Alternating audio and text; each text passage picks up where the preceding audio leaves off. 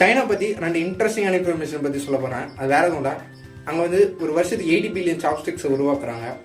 அதில் வந்து 25 மில்லியன் ட்ரீஸை வந்து அதுக்காக வெட்டுறாங்க. ரொம்பவே அதிகம். அங்கே வந்து சன்ரைஸ் வந்து 10 AM தான் ரைஸ் ஆகுது. அங்கே வந்து ஃபஸ்ட்டு வந்து சைனாவோட 5 டைம் ஜோன்ஸ் இருந்தது. அது 1940 சைனீஸ் கம்யூனிஸ்ட் பார்ட்டி மூலமாக உருவாக்கணும் தான் பீஜிங் ஸ்டாண்டர்ட் டைம்.